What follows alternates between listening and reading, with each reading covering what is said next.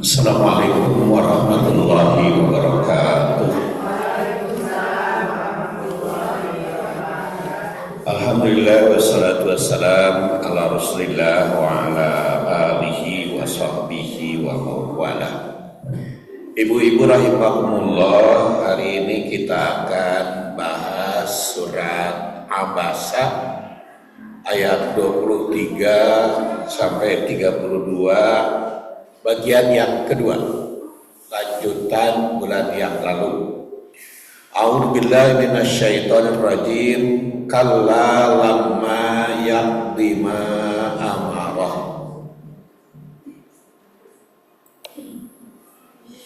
Fal yanzuril insanu ila ta'ami anna sababnal ma'a sabba summa syaqqaqnal arda syaqqa fa ambatna fiha habba wa inabaw wa qadba wa zaitunan wa nakhla wa hadaiqa gulba wa faqihatan wa abba mata'an lakum wa li'an'amikum.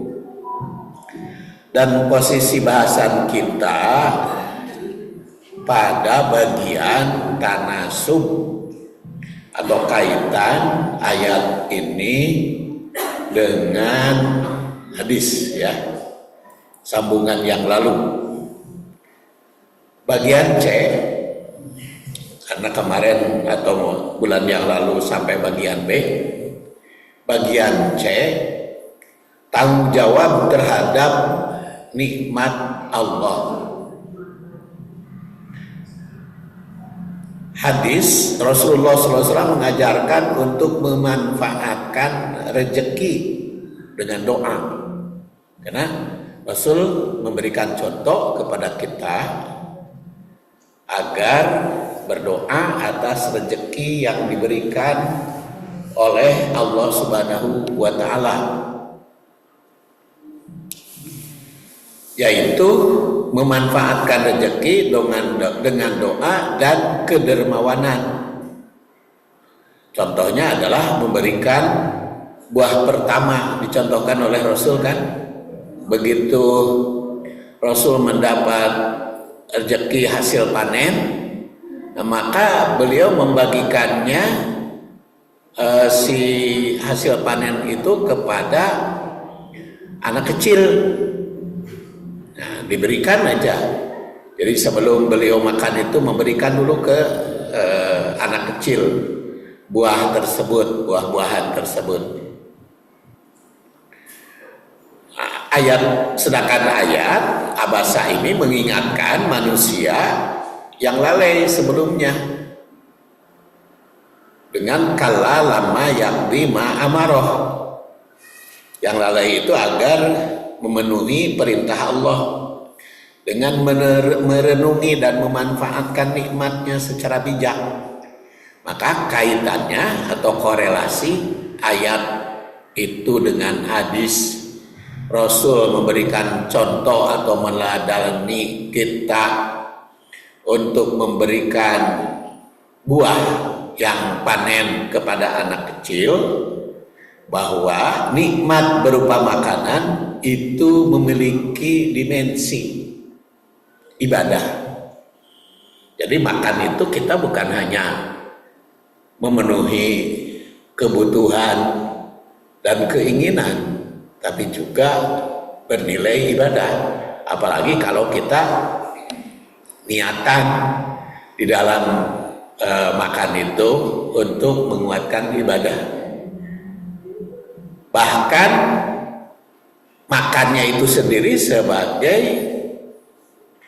ibadah ritual kepada Allah Subhanahu wa Ta'ala, khususnya makan sahur nanti minggu depan, insya Allah Sabtu, ya, Sabtu depan, bukan Sabtu besok. Sabtu depan kita akan melaksanakan saum. Nah, sebelum subuh kita makan, itu teh ibadah. Ulah kieu mah. Ya sudah abdi mah kuat teu sahur oge. eta teh makan sahur teh ibadah. Fa inna fis sahur barokah. Sesungguhnya dalam sahur itu barokah. Makanya supaya makan sahurnya ponyo, bukan tong seueur teuing. Iya, jadi kan kita mah suka terbalik dalam saum teh. Buka banyak, sahur sedikit, itu kurang tepat. Karena buka lebih sedikit dari sahur. Kan ada kebiasaan begitu buka teh makan sedikit aja. Kewe cenah makan mah tos taraweh. Nya otomatis ai makan tas taraweh mah teu ponyo atuh sahur da wareng keneh. Kan tas taraweh itu yang beren di sekitar jam 9. Apalagi kalau dilanjutkan tadarus heula jam 10 makan malam pisan itu. Maka sahur teu ponyo. Nah itu teh tidak barokah, justru barokah nama setelah sholat maghrib makan taraweh. Setelah taraweh itu justru dianjurkan tidak ada kegiatan lain kecuali tidur setelah taraweh. Dan begitu nanti waktu sahur kita sudah lapar lagi karena makannya awal. Jadi pada maghrib kan makannya awal. Cenah geus we i'tikaf we pada maghrib teh jadi bukana saeutik. Nah, itu teh kalau mengikuti teladan Rasul justru mendapatkan barokah itu makan sahur. Fa inna fis sahur barokah. Jadi korelasi ayat dengan hadis ini, makanan itu bukan hanya sebagai memenuhi kebutuhan dan memenuhi kehayaan, bukan hanya keinginan dan kebutuhan, tetapi juga bertujuan untuk ibadah, untuk meraih kebaikan di sisi Allah, sehingga sahur lebih dipentingkan ya. Buka mah sedikit juga nggak apa-apa. Hikmah dan implikasinya, rasa syukur baik hadis maupun ayat itu mengarahkan umat untuk bersyukur atas nikmat rezeki melalui doa dan memanfaatkan dan refleksi dari rasa syukur itu. Maka kesadaran ekologis, proses penciptaan makan dari air hingga hasil bumi itu mengajarkan untuk menjaga alam sebagai bentuk amanah. Hanya dipanen teh. Dan pentingnya kesejahteraan sosial. Hadis ini mencontohkan bagaimana Rasul mendahulukan anak-anak ketika panen itu. Nah, menunjukkan keutamaan berbagi sebagai bentuk tanggung jawab sosial atas nikmat. Jadi hadis dan ayat ini saling melengkapi dalam mengajarkan kesadaran spiritual, tanggung jawab sosial, dan penghargaan terhadap nikmat Allah. Terutama makanan. Pendekatan ini relevan untuk membagikan pola hidup dengan rasa syukur. Sekarang kaitan hadis yang kedua. Kalau tadi mah hadis tentang doa Rasul ketika panen. Maka dari hasil panen itu makanannya diberikan kepada anak kecil dulu. Baru orang tua. Itu adalah berbagi, mendidik gitu. Mendidik, berbagi. Sekarang kaitan dengan hadis yang kedua. Al-Miqdam bin Al-Mahdi yang wafat tahun 87 Hijriah meriwayatkan bahwa Rasul bersabda, "Ma mala'a adamiyun wi'an syarron min batnin bihasbi ibni Adam ukulatun yukimna sulbahu fa in kana la mahalata fasulusun li ta'amihi wa sulusun li syarabihi wa sulusun li nafsihi. Mala'a adamiyun, manusia tidak memenuhi wadah yang buruk bi'asyarat min batnin, daripada melebihi perut. Tidak ada yang buruk kecuali memenuhi perut. Bisa kamerakaan karena terlalu penuh teh ya, sehingga sang anak habis ayeuna mah atuda aya nu makan 150.000 sawaregna sakahayang 200.000 all it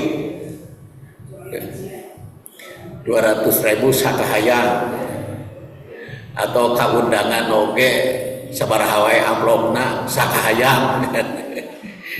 Bahkan ibu-ibu mah ngantri lagi sambil nyekel makanan. Ya nyekel makanan menanti itu ngantri. Di sana Bandungan we eta si ibu-ibu cinta. Ngantri makanan sambil nyekel makanan. Ya kan di Jepang ti setanu gitu sambil ngantri.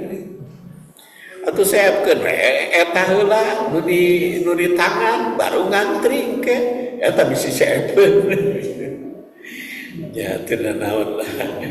Cek hadis ieu mah seburuk-buruk gitu kalau memenuhi perut.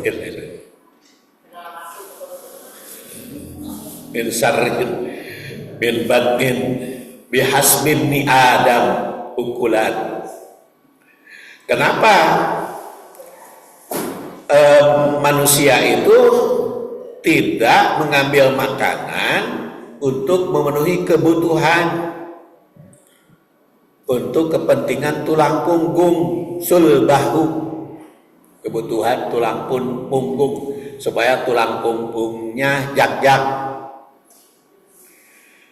Fa in kana la mahalata fasulusun li ta'amihi, yaitu sepertiga untuk makanan benta padat, wasulusun li syarabihi, sepertiga untuk benda cair, wasulusun li nafsi, dan sepertiga untuk udara, untuk bernapas.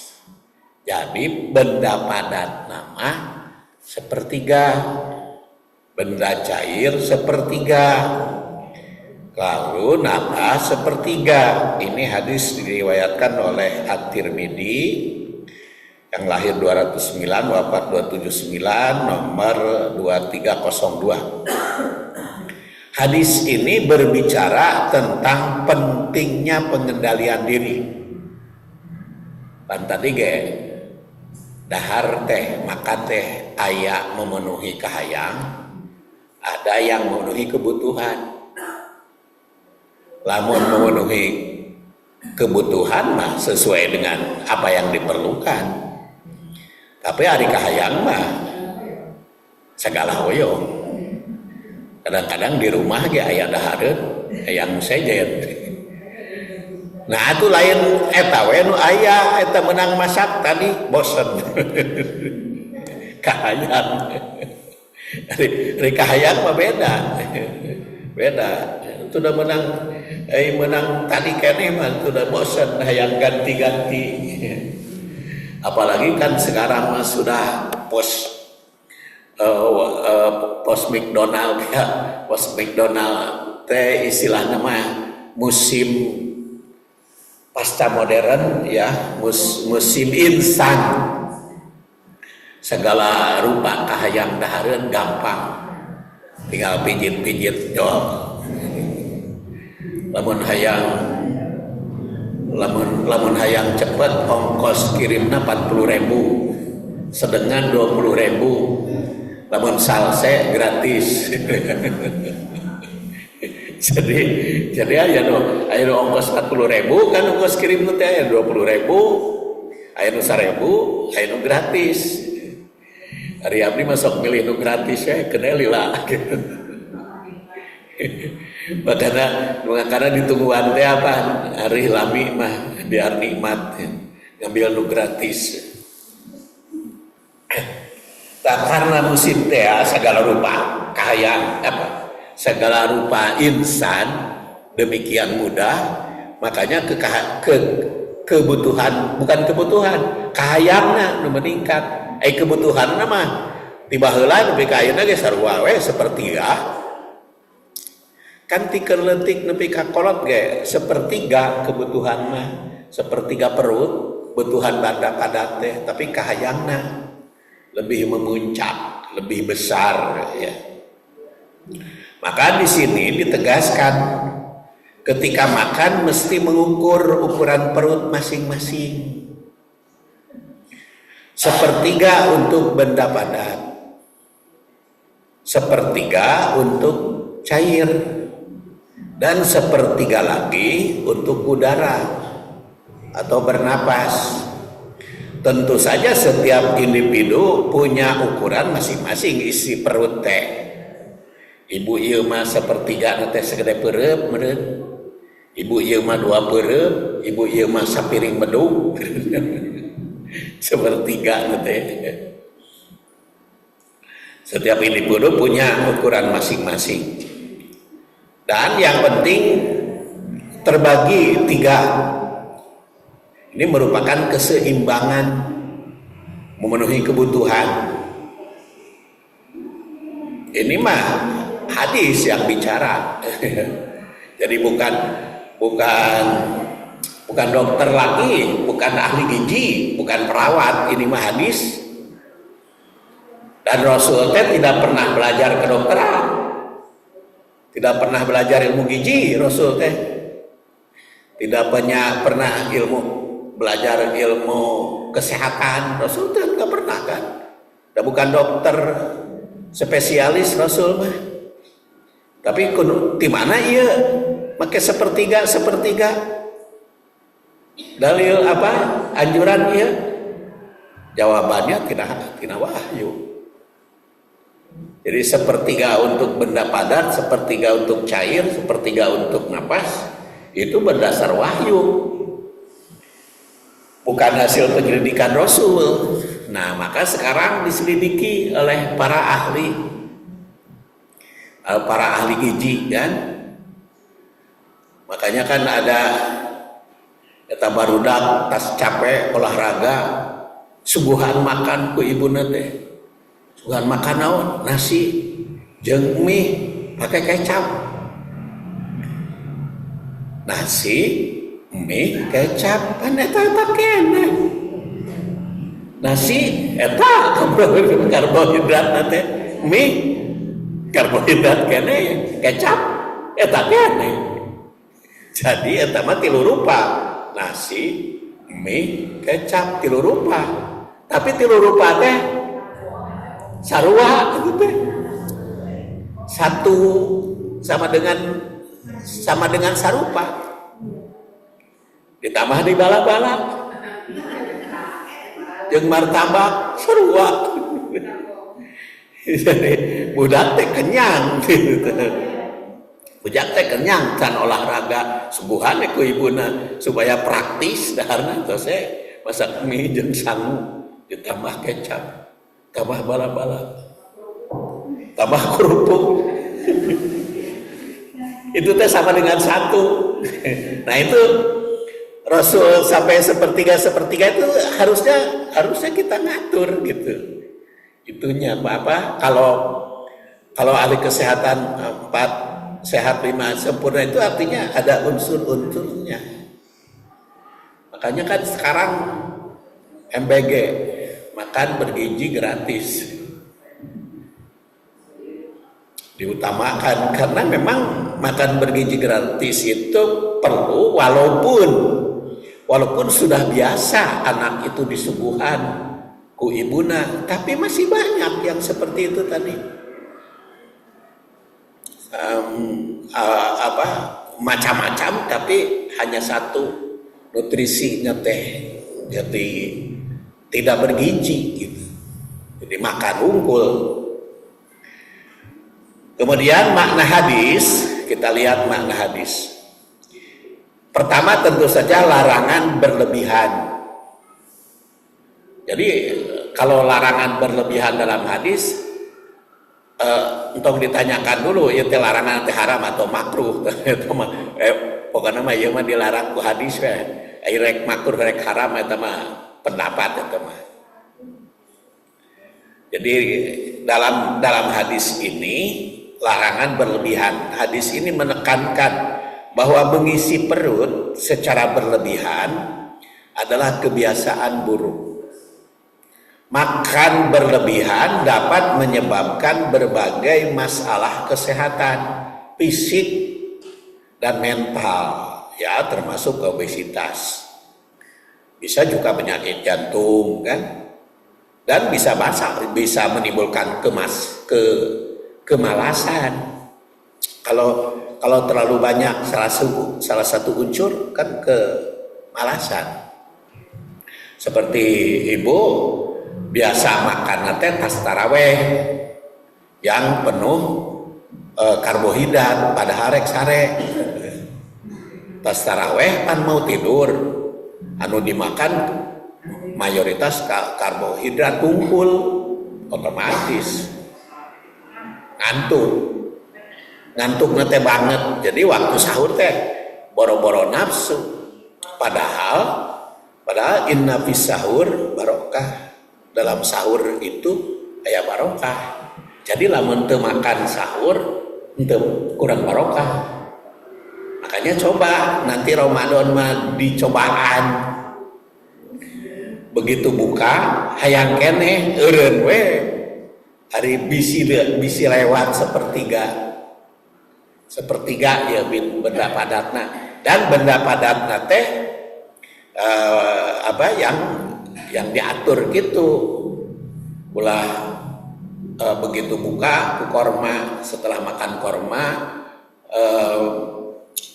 bala-bala, setelah makan bala-bala kolak, setelah makan kolak mie roti. Wah, buka nama bener buka, tapi sarupa banyak macam. Sarupa banyak macam ya. Aritos nasi mah tuh pilih yang lainnya, apakah sayurnya, apakah proteinnya, apa yang lain-lain. Karena di sini bisi menimbulkan penyakit kepada jantung, mengganggu kepada pencernaan, karena memang satu rupa teh ya. Jadi beberapa rupa tapi satu macam kan capek, kekurangan serat kan, pencernaan itu terganggu. Itu pertama. Jadi kalau Rasulullah SAW melarang, itu bukan hasil penelitian, Rasul mah berdasar wahyu. Jadi bukan dokter, cek abdi ge Rasul mah bukan dokter. Kemudian yang kedua, kesederhanaan adalah kunci. Cukuplah bagi anak Adam beberapa suap yang menegakkan tulang punggung. Beberapa teh bisa 2, bisa 3, bisa 5, bisa 12, bisa 10. Yang bisa menegakkan punggung. Itu menunjukkan bahwa manusia seharusnya makan secukupnya, yaitu hanya untuk menjaga kekuatan tubuh agar dapat beraktivitas dengan baik. Jadi kalau punggung disebut oleh Rasul, itu tentu saja sebagai ukuran tentang makan, ya, itu kepada punggung. Dan tentu saja itu maknanya cukup luas ya, secara kedokteran, secara kesehatan, atau secara nutrisi. Kemudian yang ketiga, pembagian ideal dalam perut. Jika makan dalam jumlah lebih banyak tidak dapat dihindari, Nabi memberikan panduan berupa pembagian sepertiga, yaitu sepertiga untuk makanan benda padat, sepertiga untuk minuman. Yang pakai sayur teh beneran. Kalau minuman selain air minum juga kan tos nasi nganggo teh tarik kan, digulaan nasi karbohidrat, teh tarik karbohidrat, gula juga karbohidrat, ditambah susu, ditambah eta naon deui enak. Tapi itu kaitan. Ya kadang-kadang membaca hadis teh ngeritik sorangan abdi mah. Ya teh baca hadis tapi ngeritik sorangan we, lah anak. Keun bae ulah ngeritik batur, ngeritik sorangan we. Sepertiga untuk minuman dan sepertiga untuk napas. Hal ini menggambarkan keseimbangan dalam mengatur kebutuhan tubuh, sehingga kesehatan itu tetap terjaga dan tidak mudah terganggu. Kemudian pentingnya kesehatan menunjukkan ya di dalam Islam sampai disabdakan oleh Rasul, karena kesehatan itu penting dalam Islam. Islam sangat menghargai kesehatan tubuh itu sebagai amanah. Jadi bukan hanya kesehatan rohani, Rasul itu kesehatan tubuh juga itu ibadah. Sampai-sampai kan umat Islam yang maksakan beribadah kan ditegur oleh Rasul. Ingat kita kan yang Abdullah bin Amr bin As itu sampai ditegur oleh Rasul Shallallahu Alaihi Wasallam. Kenapa kamu badannya lesu, mata sayu dan lemes, dan sampai gitu ditegur oleh Rasul, kok kamu badannya lesu begitu? Kenapa? Ya Rasulullah, saya sudah berjanji kepada Allah mau saum tiap hari, mau sholat semalam suntuk, dan mau baca Quran terus menerus. Maka oleh Rasul, ingat, badanmu ada hak, keluargamu ada hak, istrimu juga ada hak.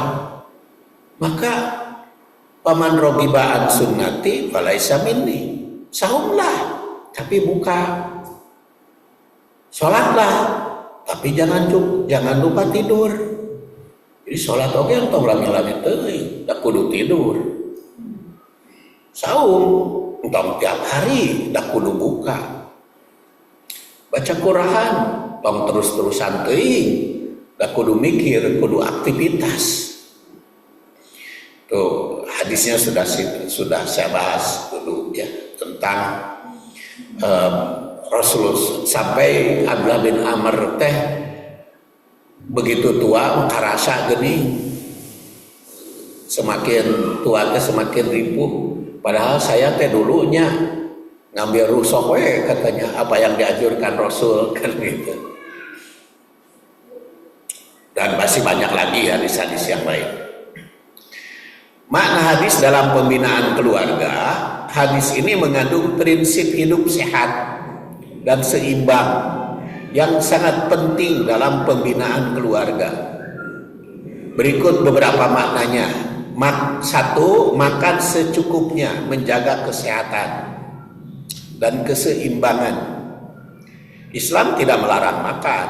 Enggak, Islam tidak melarang makan. Yang halal itu dipersilahkan untuk makan. Bahkan fil amr dalam Al-Quran juga, ya ayyuhalladzina amanu kulu wasrobu wala tusrifu. Tetapi mengajarkan kesederhanaan dan keseimbangan. Kemudian pola makan yang berlebihan merusak kesehatan. Sedangkan makan secukupnya menjaga tubuh tetap sehat dan kuat untuk menjalankan ibadah dan aktivitas.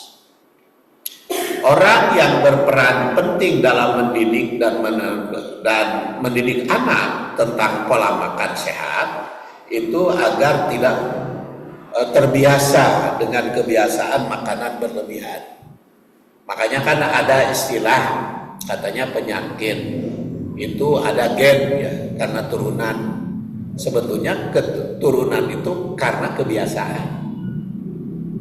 Jadi karena biasanya turunan itu lebih banyak karena kebiasaan. Kenapa? Kalau orang tua diabetes, anak cucu ikut diabetes, itu sebetulnya karena kebiasaannya yang diwariskannya. Karena orang tuanya kan biasa makan yang gula-gula. Karena kebiasaan orang tua yang jajan gula-gula gitu, sehingga anaknya gitu. Kayak anaknya incu lagi gitu. Jadi diabetes turun, bukan penyakitnya sebetulnya, kebanyakan kebiasaan anak. Kebanyakan kebiasaan anak. Seperti orang tua saya itu dulu seneng kalau makan itu pakai garam. Seneng kalau makan pasti pakai dipulukan uyah gitu. Dan saya juga ikuti. Jadi kalau makan itu dipulukan uyah. Ketika di SD, ketika sekolah pasti. Maka darah tinggi.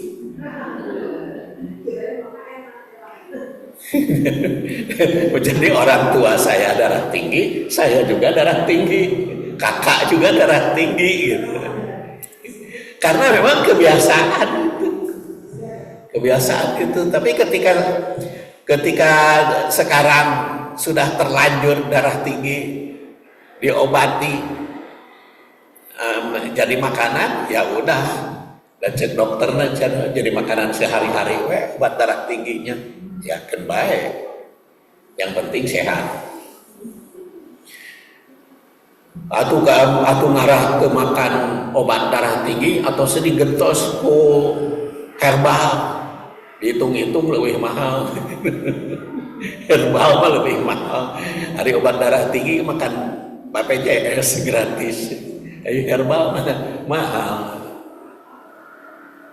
Jadi itu kebiasaan. Maka kita juga mendidik kepada anak-anak itu harus diputus itu gen di penyakit turunan itu harus diputuskan.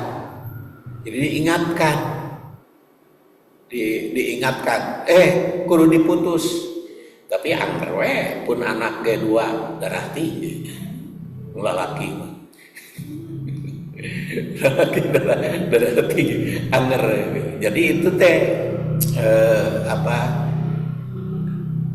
pengaturan didikan pada anak. Jadi kenapa Rasulullah SAW itu berbicara tentang pendidikan yang seperti tadi saya katakan, Rasul itu bukan berdasar penelitian, tapi itu berdasar wahyu. Yang kalau berdasar wahyu mah pasti benar.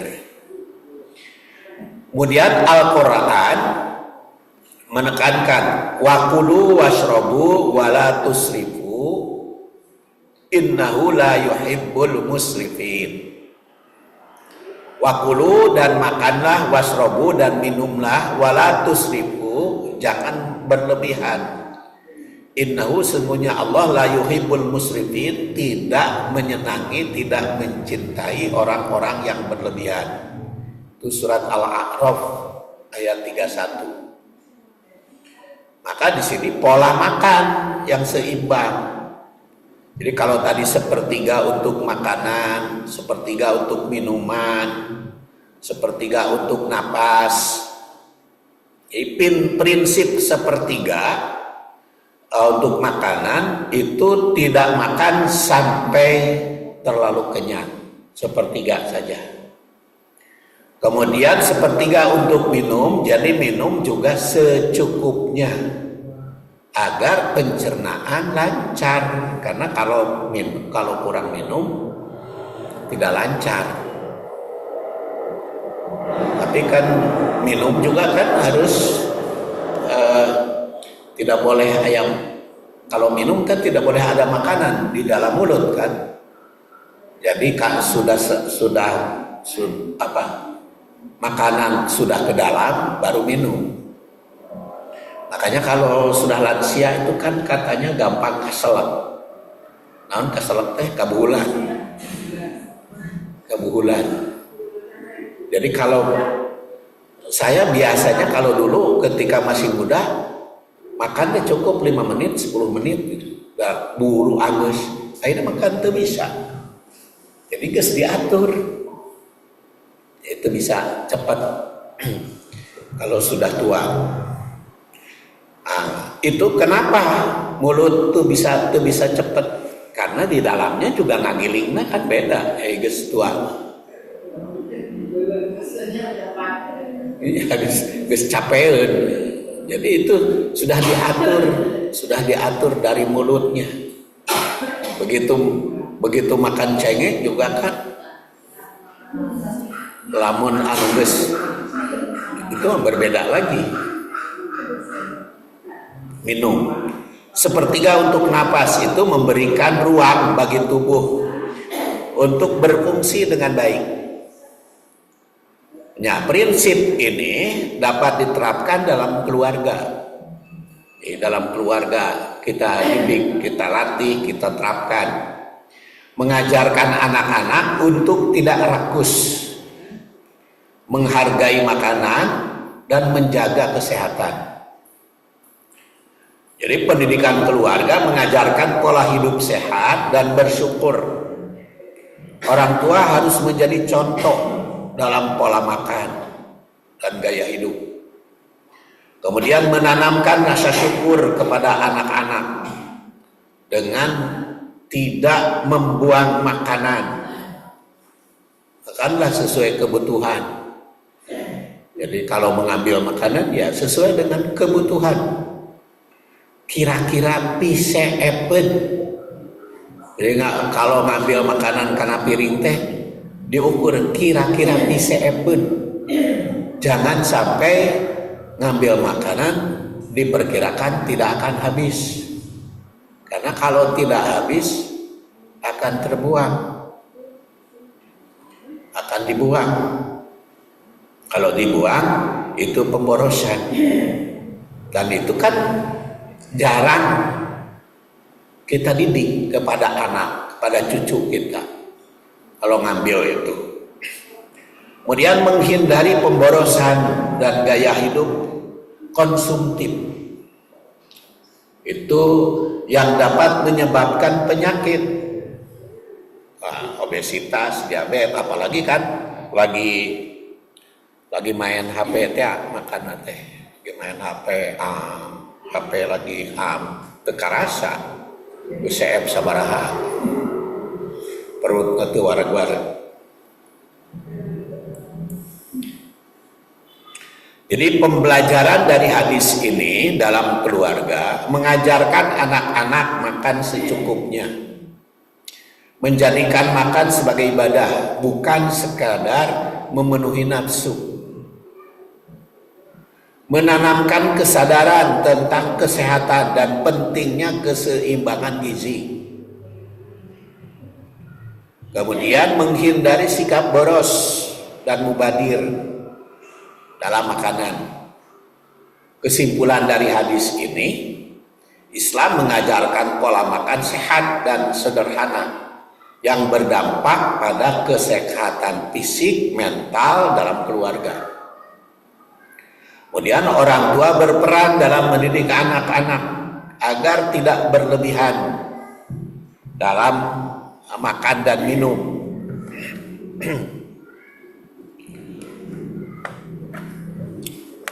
Pola hidup sehat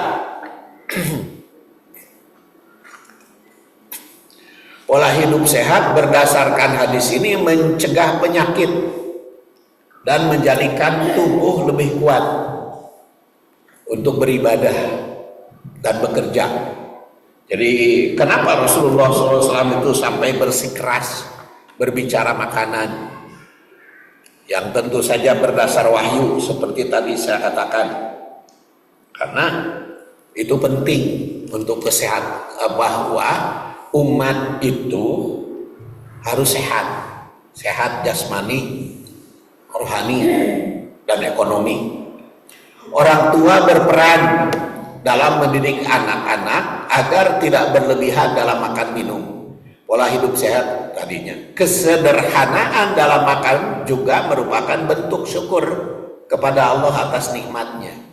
Hadis ini mengajarkan kita bahwa kesehatan adalah bagian dari amanah.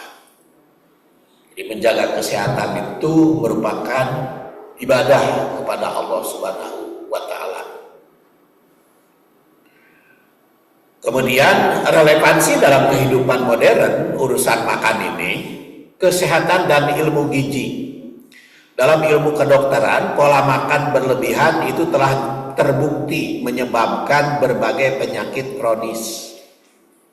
Pembagian sepertiga dalam hadis ini selaras dengan prinsip keseimbangan dalam pola hidup makan modern.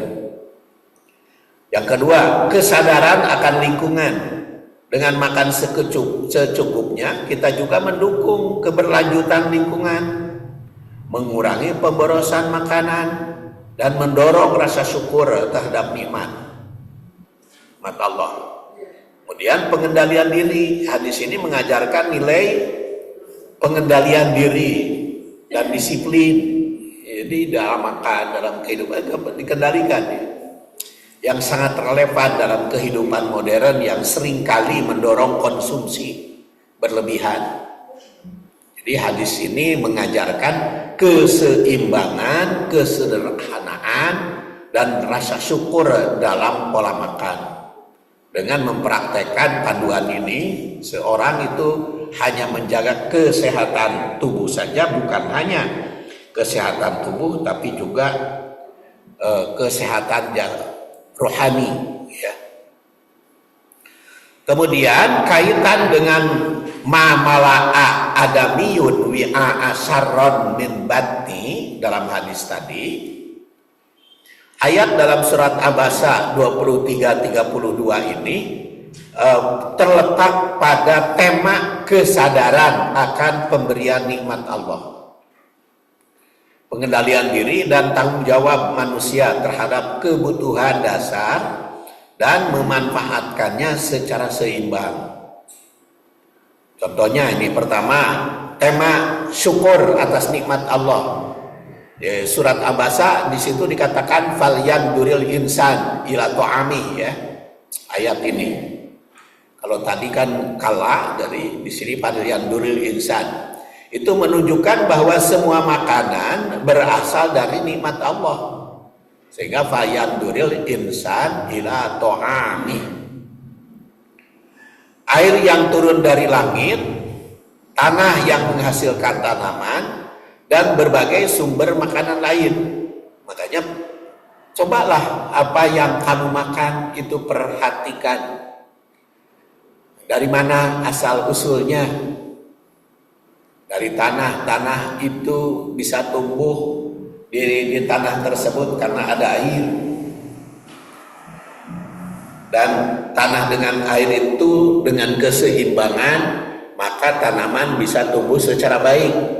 Kalau terlalu banyak air, ada juga yang busuk, kan, ada kekurangan air, sehingga kita di tanaman itu kan ada yang tanaman itu kalau terlalu banyak disiram malah busuk. Ada juga yang harus terus-menerus.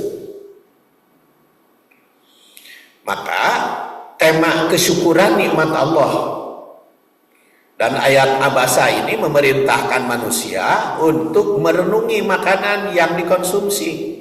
Falyanduril insan ila ta'ami, menunjukkan bahwa semua makan berasal dari Allah, baik air, baik benda padat maupun yang lainnya. Maka nikmat itu ditunjukkan di dalam ayat berikutnya, mata'an lakum wali an'amikum, ayat sebelumnya, mata'an lakum wali an'amikum, rasa syukur. Itu sebagai rezeki bagimu dan sebagai rezeki bagi makananmu. Jadi hadis ini menekankan penggunaan nikmat tersebut dengan sebaik-baiknya. Makan tidak berlebihan adalah bentuk syukur kepada Allah atas nikmat makanan, sekaligus menjaga kesehatan tubuh sebagai amanah. Korelasi atau kaitannya antara hadis dengan ayat, kedua teks ini, hadis dan ayat itu mengajarkan kesadaran akan asal-usul sebagai pemberian Allah, sehingga manusia seharusnya mengkonsumsinya dengan penuh rasa syukur, tidak boros, tidak menyalahgunakan nikmat Allah Subhanahu wa taala, nikmat tersebut. Dan konsep moderasi ini, pengendalian diri, surat Abasa ayat ini menjelaskan beberapa besar kekuasaan Allah dalam menyediakan makanan melalui proses alam yang kompleks. Hal ini mengajarkan manusia untuk tidak serakah, mengingat nikmat yang tersedia tidak hanya untuk manusia, tetapi juga untuk makhluk lain, wali an'amikum. Hadis ini mengajarkan moderasi dalam makan, di mana manusia tidak mengisi perutnya secara berlebihan, cukup untuk menjaga tubuh tetap sehat dan kuat. Pembagian sepertiga untuk makanan, minuman, dan seperti lagi untuk udara. Keseimbangan ini sejalan dengan etika konsumsi dalam Islam.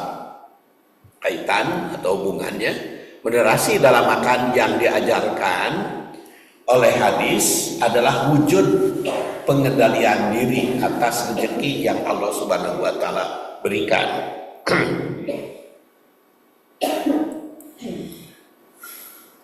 Kemudian peran makanan dalam ibadah.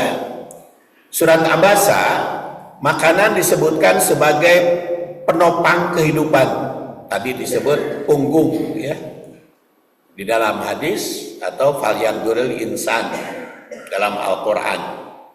Itu penopang kehidupan manusia dan sarana untuk memenuhi kebutuhan fisik dalam menjalankan tugasnya sebagai khalifah di muka bumi. Ayat ini juga menyiratkan bahwa segala yang diciptakan oleh Allah adalah untuk mendukung keberlangsungan ibadah. Jadi apa yang kita makan itu bukan hanya untuk kepentingan diri sendiri, tapi untuk kepentingan orang lain. Dan bukan hanya untuk diri sendiri dan kepentingan orang lain, kepentingan alamnya juga. Jadi yang harus dipelihara. Makanya ada istilah illa bihabli minallah wa habli minan nas ya. Jadi pertalian dengan Allah dan pertalian sesama manusia. Sesama manusia itu bukan hanya manusia sebagai jirim, tapi ada kaitan manusia dengan manusia lain dan manusia dengan. Nah, surat Abasa ini ayat 23-32 itu mencakup segalanya.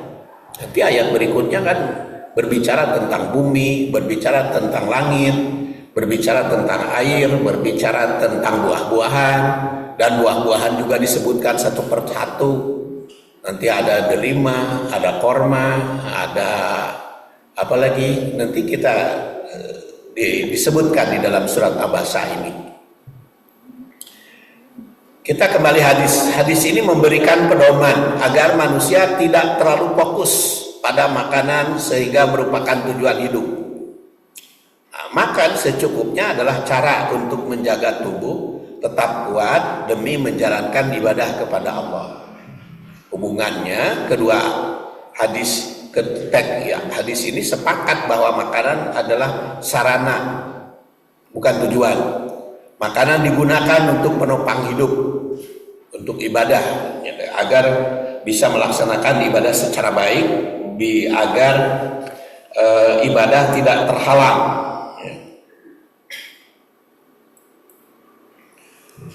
Kemudian tanggung jawab terhadap lingkungan. Surat Abasa itu dengan mengarahkan manusia untuk merenungi proses penciptaan makanan. Falyanzuril insan ila ta'amih ya. Ayat ini mengajarkan tanggung jawab untuk menjaga keseimbangan ekosistem yang menjadi sumber rezeki. Hadis dengan prinsip pembagian sepertiga, hadis ini mengindikasikan pentingnya menjaga keseimbangan antara kebutuhan manusia dan kelangsungan nikmat di alam. Mencegah pemborosan yang dapat merugikan lingkungan. Kalau lebih itu seperti tadi, ekermah kepada diri sendiri berlebihan teh bahaya kepada fisik ya, pada jasmani, pada rohani kita berlebihan teh berbahaya. Juga berlebihan itu bisa mengganggu hak orang lain. Seperti kenapa air di Bandung itu hujan sering tapi susah air. Bahkan kemarin mah berapa lama tuh ledeng terhenti 2 minggunya. 2 minggu sampai di Masjid Al-Muhajirin mah sibal lagi mati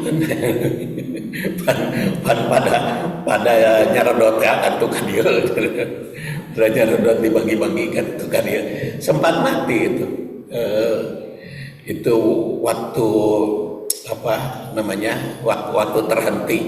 Nah kenapa air ledeng itu teh cukup baik di Bandung?